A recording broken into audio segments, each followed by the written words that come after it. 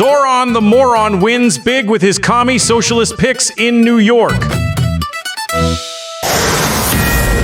A Fox News alert. And did you feel that? A socialist earthquake overnight as 3 Zoran Mamdani-backed challengers win their Democrat primaries and drag their party even further to the left. That's right, Carly and Todd. New York City Mayor Zoran Mamdani says the results of Tuesday's primaries were the beginning of a political movement. This is your victory. What you all have shown this evening is that a year ago, it was not the end of a political movement. It was the beginning. And let's hear it for a politics that will never forget working people. I won't forget you, my middle-class working people. Now give me all your money. That's it. Keep it coming. Solidarity is the force that we need to vanquish Trump's fascism. Trump is a fascist! Trump is a fascist! Trump is a fascist! Trump is a fascist! To abolish ICE. Abolish ICE! Abolish ICE! Abolish ICE! And to stand up to the billionaires. The billionaires and trillionaires. Abolish ICE.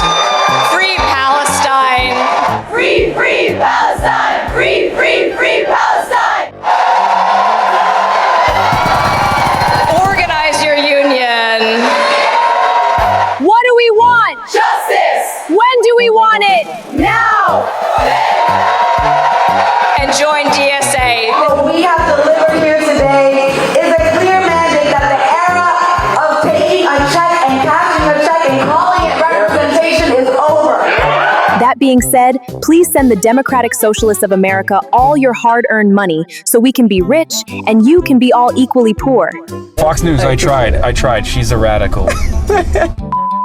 And all these socialist candidates believe in Medicare for all. They believe in abolishing ICE. They believe that Israel is committing genocide in the Middle East. And one of them, Daria Lisa Avila Chevalier, once posted on Twitter that she forgot napkins, so she wiped her hands on the American flag. Well, I am done now, so now I will wipe my hands with the American flag because I hate it so much. There, much better. Let me see you do that again! I dare you! And she and the others are poised to be sitting members of Congress. What should concern everyone is that this is a growing movement. Remember, the DSA has grown 10% in membership since February. People with extreme views are now going to be sitting in the United States Congress. And it's not just, you saw the DSA update its policy playbook just earlier this month. They now want to abolish the Senate. They want to abolish the Supreme Court and the presidency and make it all subject to Congress. The Democratic Socialists just took over New York and Washington, D.C. We will abolish the presidency, the Supreme Court, and the Senate. I will be the supreme leader.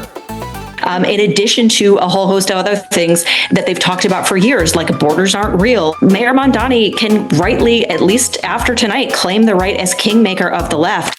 No kings unless it's Mamdani. No kings unless it's Mamdani. No kings unless it's Mamdani. And for establishment Democrats, you break it, you bought it. In other words, you f*** around, you find out. They had time to push this movement into the fringe. They didn't. The time to say no to it was when they said borders aren't real and America is racist and Israel and the Jewish people are the source of every problem in America. They did not do that. So now Hakeem Jeffries, the leader of the Democratic Party in Congress, is going to have to deal with these people who now represent, in many ways, the face of his party. I hate Zoran. He's actually the leader of the Demon Rat Party. And I'm just a fake Timu Obama. I want my mommy. Let's watch Timu go into full-blown panic mode. You said Mamdani was not the future of the party. Do you regret those statements? I think the future of the party is diverse and is anchored in the fact that we've got candidates all across the country who are running to take back control of the House of Representatives so we can end the national nightmare that's taken place. The NRCC dropped off flowers at your office this morning and condolences for the candidates that you endorsed that lost. Do you have any reaction to that? The thing is that the NRCC and Republicans spent millions of dollars trying to pick Mike Lawler's opponent, and they failed miserably. And Kay Conley, who's now the Democratic nominee, is going to take Mike Lawler out in November, and we're going to take back control of the House of Representatives. Finally, do you have any comment? Are you concerned at all about a primary challenge in 2 years from, a Mamdani endorsed candidate? When you ask me a serious question, I'll give you a serious answer. I just can't hold it in anymore. Everything hurts so much. Why does it have to be this way? I need someone to understand.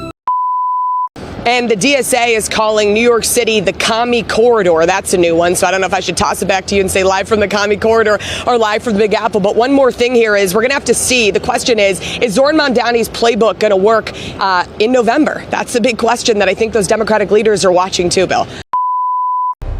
Hello, I'm Captain Capitalism, and I am here to fight dirty commies. If you want to join the fight, then make sure to like the video and subscribe to the channel. And before we continue with the second half of the video, we want to thank our superhero of generosity, Alan JM from Luzerne, Switzerland. We love the Swiss Patriots. And if you would like to contribute, then please scan the QR codes on screen or click the link in the pinned comment. If you want to support but can't donate, then please sign up to our free newsletter. Time to watch Trump torch the dirty commie chaos. Every election's important. We're doing very well. They want a lot of communists to come in. I'm saying it a little bit differently, but the people that they're pushing are communists, and this country is not going to have communists. Thank you, Gordon.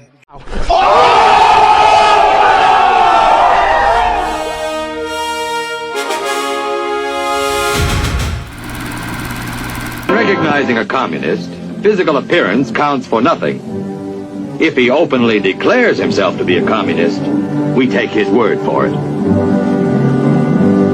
If a person consistently reads and advocates the views expressed in a communist publication, he may be a communist.